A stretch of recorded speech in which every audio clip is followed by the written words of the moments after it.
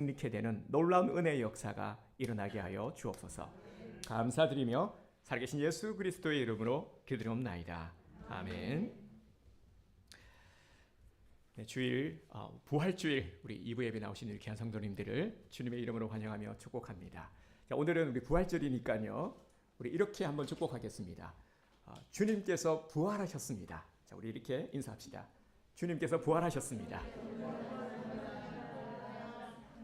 네, 오늘은 우리가 마음껏 주님께서 부활하셨다 하는 이 소식을 전하는 날입니다. 우리 지체들에게도 그렇고요. 가족들에게도 이웃들에게도 우리가 교회에서 계란을 나눠주는 이유가 있습니다. 그거 맛있게 까먹으라고 나눠드리는 게 아니고요. 이거 뭐야? 오늘 부활절이야. 이거예요. 부활절임을 널리 알리는 겁니다. 예수님께서 다시 살아나셨다 하는 소식을 알리는 날인 것이죠. 부활을 지켜서 주님 앞에 우리 예배드리는 우리 귀한 성도님들을 다시 한번 주님의 이름으로 축복합니다.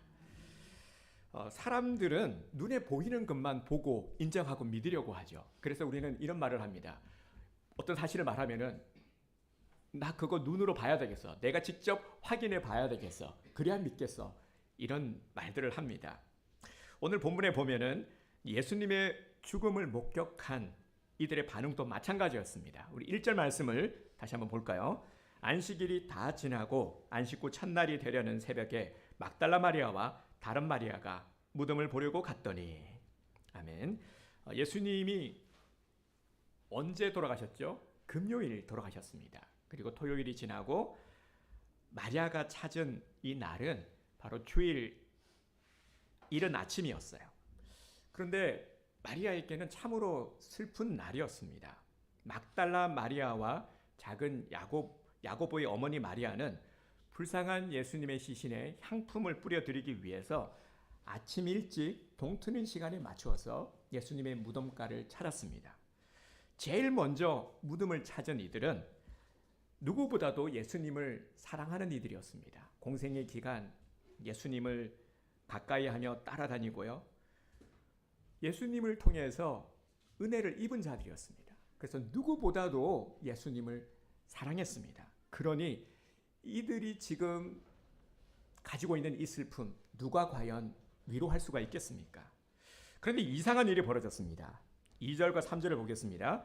큰 지진이 나며 주의 천사가 하늘로부터 내려와 돌을 굴려내고 그 위에 앉았는데 그 형상이 번개 같고 그 옷은 눈같이 희건을 지키던 자들이 그를 무서워하여 떨며 죽은 사람과 같이 되었더라. 아멘. 지금 어떤 일이 어떤 광경이 지금 펼쳐지고 있는 것입니까? 여인들이 무덤에 도착하기 전 경비병들에게 경비병들만 있을 때 일어난 일입니다. 11절을 한번 볼까요? 여자들이 갈 때 경비병 중 몇이 성에 들어가 모든 된 일을 대제사장들에게 알리니 어떤 일이 일어나냐면은 예수님이 이제 예수님의 시신이 안치가 되었죠. 그런데 예수님의 무덤을 로마 병사들이 경비병들이 지키고 있었습니다. 무덤을 군사가 지키고 있다 하는 것도 이게 평범한 일은 아니죠. 무덤을 왜 지킵니까? 지킬 이유가 없는데 말이죠. 이들이 이렇게까지 예수님의 무덤을 철저히 봉인하고 막고 지키고 한 이유가 있습니다. 그 이유가 무엇이냐면은 대제사장들과 바리새인들이 예수님이 살아계실 때 하신 말씀을 기억했기 때문입니다. 부활에 관한 말씀을 하셨거든요. 그러니까 이들이 예수님의 말씀을 안 들은 게 아니라 듣기는 들은 거예요. 그래서 혹시나 그런데 이들이 가지고 있던 생각이 뭐냐면은 예수님의 부활을 믿은 것이 아니라 예수님의 시신을 제자들이 훔쳐서 예수님이 부활했다라고 소문을 퍼뜨릴 수도 있다 하는 우려 때문이었습니다. 그래서 빌라도 총독에게 가서 이런 일들이 있으니까 제자들이 절대로 예수님의 시신을 훔쳐가지 못하도록 철저하게 봉인하고 지켜야 합니다 했던 것이죠. 그런데 지금 그렇기 때문에 더 큰 일이 일어난 겁니다. 지진이 일어났고요. 무덤의 돌이 움직여서 놀라서 안을 들여다보니까 이미 예수님의 시신은 보이지 않았습니다. 거기에는 천사만 있었습니다. 경비병들은 즉각 제사장들에게 지금 일어난 일을 보고했습니다. 이를 안 대제사장들은 아주 깊은 고민에 빠졌죠. 12절에서 13절을 보겠습니다. 이들이 어떤 지금 고민과 어떤 해결책을 강구하고 있는지 말입니다. 그들이 장로들과 함께 모여 의논하고 군인들에게 돈을 많이 주며 이르되 너희는 말하기를 그의 제자들이 밤에 와서 우리가 잘 때에 그를 도둑질하여 갔다 하라. 지금 무슨 일이 일어나고 있는 것입니까? 돈으로 경비병들을 매수했어요. 예수님의 제자들이 시신을 훔쳐갔다라고 그렇게 소문을 퍼뜨리라 하면서 돈을 줬습니다. 사실 이건 정말 말도 안 되는 얘기죠. 분명히 경비병들이 지키고 있었어요. 그죠? 그리고 엄청 큰 돌을 장정 여러 명이 붙어도 쉽게 움직일 수 없는 큰 돌 입구를 예수님의 무덤 입구를 막고 있었고요. 그리고 제자들이 훔쳐갔다라고 했는데 여러분 제자들이 예수님의 시신을 훔쳐갈 만한 배짱이 됩니까? 제자들이 어떤 모습이었습니까? 두려움 때문에 다 뿔뿔이 흩어져 버렸죠. 도망가 버리지 않았습니까? 요즘 말로 하면은요. 지금 이들은 물타기를 한 거죠. 예수님의 부활을 희석시키려고 하는 겁니다. 그러면 예수님은 과연 어떻게 되신 걸까요? 예수님의 시신은 과연 어디로 갔단 말입니까? 지금 일어난 일은 도대체 무엇이란 말입니까? 예수님은 다시 살아나신 것이 맞습니다. 예수님은 부활하신 것이 맞습니다. 이에 대한 여러 가지 증거들을 성경은 우리에게 소개하고 있습니다. 먼저는 본문에서 천사가 예수님을 찾은 여인들에게 이 사실을 알려주었죠. 5절에서 6절 말씀을 우리 함께 보도록 하겠습니다. 천사가 여자들에게 말하여 이르되 너희는 무서워하지 말라. 십자가에 못 박히신 예수를 너희가 찾는 줄을 내가 아노라. 그가 여기 계시지 않고 그가 말씀하시던 대로 살아나셨느니라. 와서 그가 누우셨던 곳을 보라. 아멘. 천사를 본 여인들이 어떠했겠습니까? 당연히 두려웠겠죠. 그래서 너무나도 두려워하고 있으니까 제일 먼저 안심을 시켰습니다. 두려워하지 말라. 그가 말씀하시던 대로 살아나셨느니라. 이 말을 들을 때야 여인들은 마음의 평안을 찾을 수가 있었습니다. 그리고 예수님이 부활에 대해서 말씀하셨던 때의 기억이 난 것입니다. 부활이 그들의 가슴에 훅 하고 들어온 것을 느꼈던 것이죠. 부활의 가슴에 담겼을 때에 두려움이 아니라 영의 시야가 열리면서 세상이 영광의 빛으로 가득한 것을 보게 되었습니다. 부활 소식을 듣자 그동안 가지고 있었던 죽음에 대한 근심, 두려움, 이런 것에 사로잡혀 있던 모든 것들이 다 헛된 것임을 알게 되었습니다. 예수님의 시신의 향품을 바르기 위해서 나오면서도 걱정이 이만저만이 아니었습니다. 예수님의 무덤 입구를 경비병들이 막고 있는데 어떻게 돌을 열 수가 있을까? 예수님의 시신을 마주하며 향유를 부어드릴 수는 있을까? 이런 걱정을 가지고 나아왔습니다. 그런데 이제는 이런 걱정을 전혀 할 필요가 없게 된 것이죠. 더 이상 예수님의 시신은 없기 때문입니다. 감사하고 웃어야 할 때 근심하고 눈물을 흘리고 있었음을 깨닫게 된 것입니다. 이것이야말로 정말 놀라운 변화가 아닐까요? 예수님의 부활은 이 여인들로 하여금 삶을 바라보는 시각을 완전히 바꾸어 놓았습니다. 죽음이 아니라, 세상이 아니라, 문제가 아니라 영원으로, 천국으로, 예수님으로 변화가 되었습니다. 부활하신 예수님을 만난 제자들도 마찬가지였죠.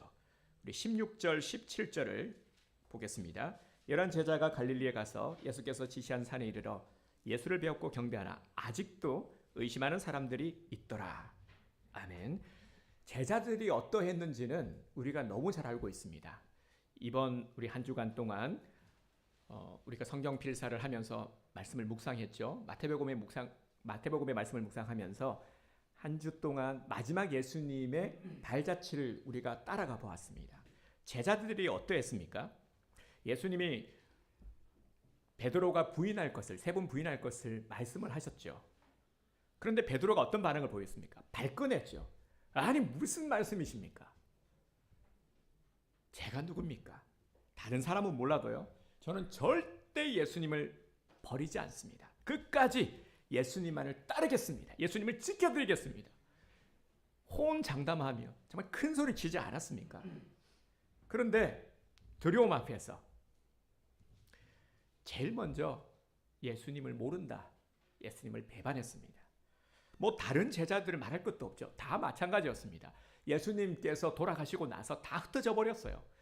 그냥 약할 대로 약해져서 풀 죽어서 다 고향으로 돌아가서 고기 잡고 있지 않았습니까? 예수님은 이 모든 것들을 다 알고 계셨습니다. 알고 계시면서도 미리 말씀해 주셨어요. 혹여나 나중에 이로 인해 제자들이 상처받지는 않을까, 자책하지는 않을까. 예수님은 오히려 그러함이 더 마음에 쓰였던 것이죠. 3번에 걸쳐서 순환 받으실 것을 말씀하셨습니다. 마지막 만찬을 통해서도 구체적으로 말씀해 주셨어요. 그런데도 깨닫지 못했습니다. 하지만 부활의 예수님을 만난 제자들은 이전의 모습과는 완전히 달라진 모습으로 변화가 되었습니다. 우리는 복음서를 통해서 이를 잘 알게 됩니다. 이들 또한 현실에서 영원을 바라보게 되었습니다. 그래서 초대 교회를 일으켰고요.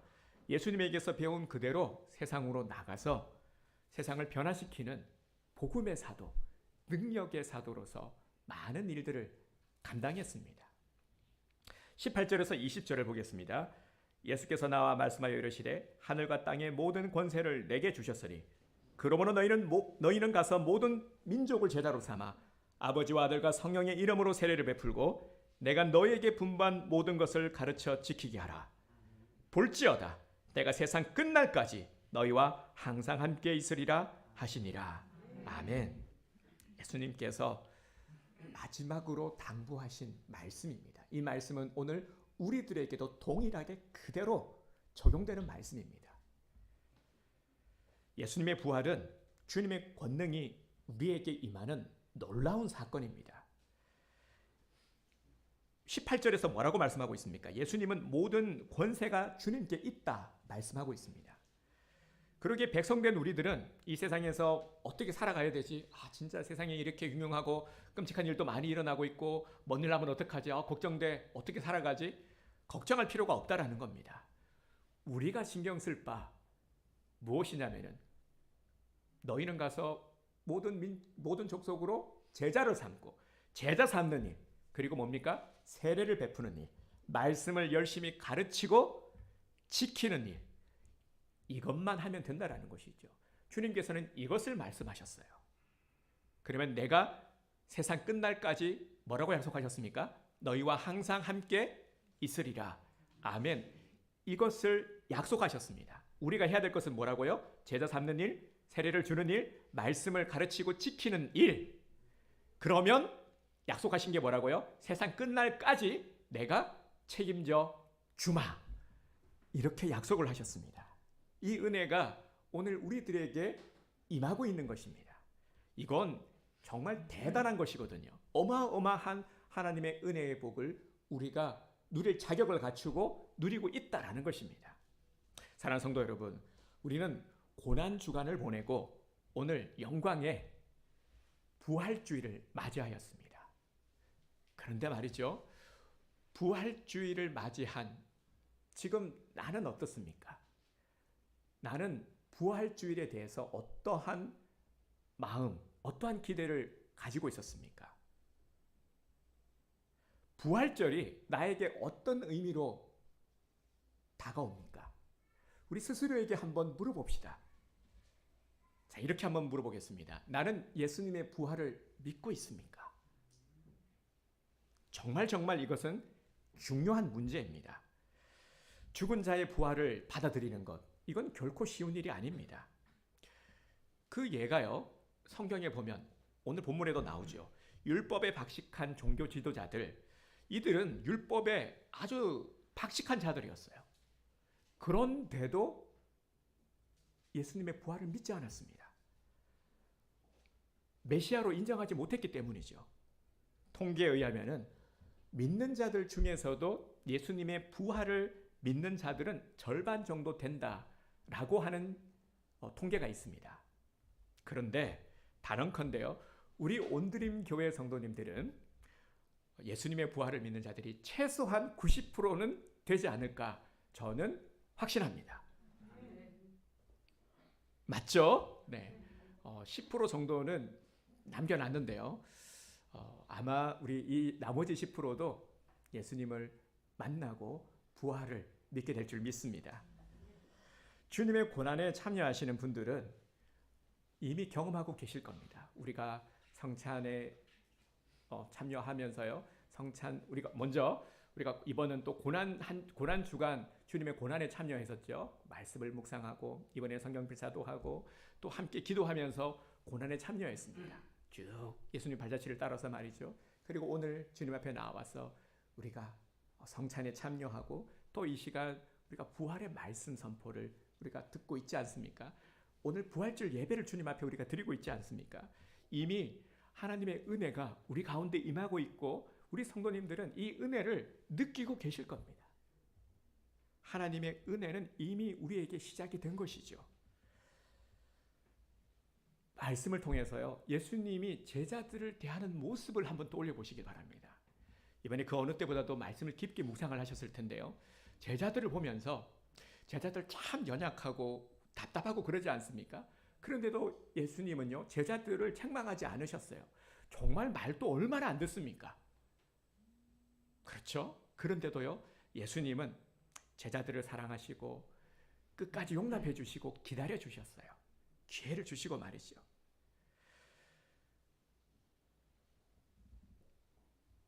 주님은 우리들도 동일하게 이렇게 우리를 사랑하고 계십니다. 참 우리가 생각해도 너무나도 부끄럽지 않습니까? 제자들 뭐라고 다른 사람 얘기할 것도 없어요. 나는 어떻습니까? 주님 보시기에 내 모습은 어떠할까요? 저도 이런 말씀을 드리지만 제 자신을 돌아보면 참 부끄럽습니다. 정말 내가 어떻게 주님 앞에 바로 설 수는 있을까? 내가 어떻게 주님의 목사로서의 사역을 잘 감당할 수는 있을까? 이런 마음이 안 들 수가 없죠. 그럼에도 주님은 우리를 사용하시고 우리를 부르시고 사용하시고 그리고 은혜를 부어주신다는 겁니다. 우리를 사용하심 자체가 은혜를 부어주시고 하나님께서 복을 주시는 것이죠. 그리고 이렇게 또 우리들에게 말씀해 주시고 위로해 주시고 힘을 주시고 할 수 있다. 다시 한번 해봐. 그리고 우리가 죄로 더럽혀진 마음을 가지고 주님 앞에 나와서 회개하면 주님은 깨끗하게 또 우리를 사해 주시고요. 다시금 거룩한 삶을 살아갈 수 있는 기회를 허락해 주십니다. 얼마나 감사한지요. 이 은혜를 우리가 누리고 있다라는 것입니다.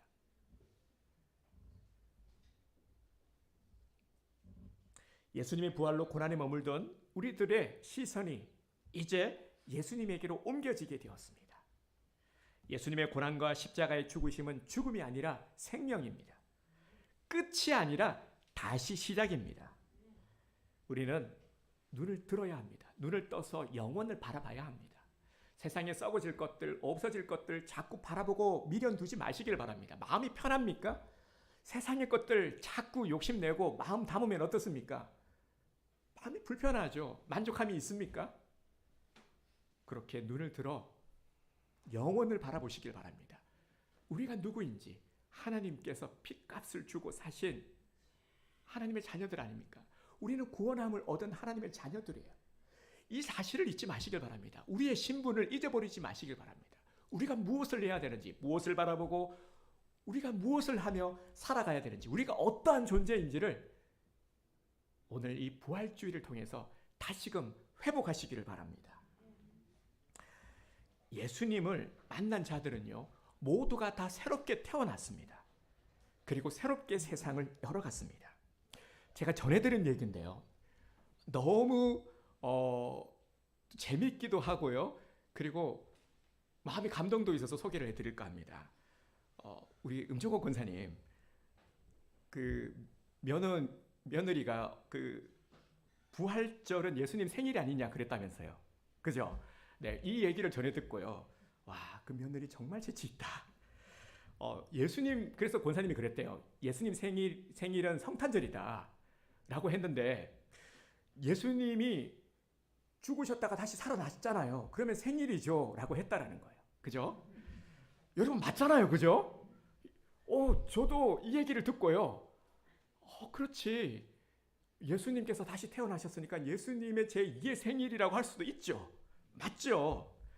이런 관점에서도 볼 수 있구나. 정말 새로운 시각인 거죠. 그래서 예수님이 다시 태어나신 날, 그래서 우리 음정호 권사님은 며느님을 칭찬해 주시길 바랍니다. 네, 이따가 그 선물도 챙겨 주시길 바랍니다. 네, 이제 우리도 부활의 증인이 되어야 합니다. 가장 먼저 부활하신 예수님을 만난 우리 여인들과 제자들, 예수님을 만나고 부활의 증인이 되었죠. 여러분, 그 복음이 무엇입니까? 다시 사신 예수님을 전하는 것이잖아요. 예수님께서 다시 살아나셨다. 예수님께서 십자가에 못 박혔다가 죽으시고 다시 살아나셨다. 전하는 것이죠. 구원의 확신을 가지시길 바랍니다. 왜 교회에서 고난을 이야기하고요, 십자가의 죽음을 이야기하고 부활을 이야기합니까? 이 모든 과정이 나를 살리기 위한 과정이었기 때문입니다. 구원의 과정인 것이죠. 이 세 가지가 너무너무 중요한 핵심이죠. 고난, 십자가의 죽음, 부활. 이를 통해서 주님께서는 우리를 살리셨어요. 우리가 구원함을 얻게 된 것입니다.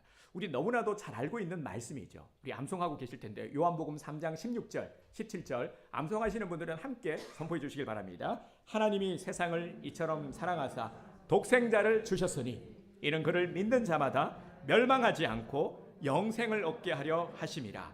하나님이 그 아들을 세상에 보내신 것은 세상을 심판하려 하심이 아니요 그로 말미암아 세상이 구원을 받게 하려 하심이라. 아멘. 이 말씀, 이 두 절 속에 모든 것들이 다 담겨 있습니다. 이제 우리는 부활신앙으로 흔들리지 말아야 합니다. 예수님의 부활은 명확한 역사적 사실입니다. 예수님은 역사의 가운데에 계십니다. BC, AD 나누죠, 그죠? AD 몇 년, BC 몇 년. 그 기준이 뭡니까? 바로 예수님이 이 땅에 오신 날을 기준으로 해서 BC와 AD로 나눕니다. 이것 한 가지만 봐도 역사의 중심에 예수 그리스도가 있다라는 것을 증명할 수가 있죠. 그러니까 부활에 대해서는요, 사실 이 논쟁의 가치가 없는 거예요. 진리가 논쟁이 필요합니까? 논쟁은요, 긴가민가 하면서 맞다 아니다를 가지고 싸우는 거지, 명확한 이 사실 앞에서는 사실 논쟁도 무의미한 것입니다. 예수님의 부활의 논쟁, 이건 싸움하고 자시고 할 것도 없는 것이죠. 부활을 목격한 이들, 그리고 증인된 자들을 통해서 지금까지 전해지고 있고, 또한 오늘 우리들에게 성령님께서 이를 깨닫게 하고 계십니다. 가장 확실한 것은요, 우리 옆에 분들 얼굴 한번 봐주시겠어요? 바로 우리 옆에 분들의 모습을 통해서도 부활하신 예수님을 우리는 확인할 수가 있습니다. 우리 성도들의 한 분 한 분의 이 모습을 통해서도 이를 발견하게 되죠. 우리 옆에 분들에게 우리 다시 한번 우리 예수님께서 부활하셨습니다, 이렇게 축복합시다. 예수님께서 부활하셨습니다. 네. 이렇게 우리가 밝은 표정으로 예배드릴 수 있는 것, 우리가 구원함을 얻을 수 있는 것, 예수님이 부활로 인함인 것이죠. 그래서 오늘 나를 보면서 우리는 예수님의 부활을 또한 증거 삼게 되는 것입니다. 이 땅에서 우리는 영원할 수가 없습니다. 그렇죠? 이 사실은요, 우리 모두가 다 알고 있는 사실입니다. 우리는 영원할 수가 없어요. 알고 있지만 인정하기 싫어하는 거죠. 이것을 우리는 인정하려고 하지 않아요. 알고는 있지만. 그래서 참 죄송스러운 말씀이지만 우리는 영원할 수 없어요. 이 땅에서는 그 누구도 영원할 수 없습니다. 영원할 수 없는 것들에 미련을 둘 필요가 있겠습니까? 썩어 없어질 것들에 그로 인해서 마음 상하고 내 건강을 잃고 속이 상하고 열렘, 분, 여기에 사로잡힐 필요가 없다라는 것이죠. 우리는 영원을 바라봐야 됩니다. 영원한 하나님 나라를 바라보며 천국을 소망하며 우리는 살아가야 합니다. 이것을 잊지 마시기를 바랍니다. 자, 오늘 우리 성도님들 모두가 다 이제 이 땅의 것들이 아니라 없어질 것들이 아니라 영원한 하나님 나라 주님을 바라보면서 함께 할 그 나라 우리가 소망하면서요. 이제 우리가 해야 될 일은 부활의 증인되는 삶을 사는 것입니다. 내가 부활의 증인이에요. 나를 통해서 이제 제자들을 사용하신 것처럼 주님께서는 이 일을 이루어 가시는 것입니다. 하나님의 나라를 오늘 우리들을 통해서 이루어 가시는 것입니다. 우리는 부활의 증인이 되어야 하는 것이죠. 예수님께서 부활하셨음을, 살아계심을, 예수님을 통해서 많이 참 생명, 참 구원을 얻을 수 있음을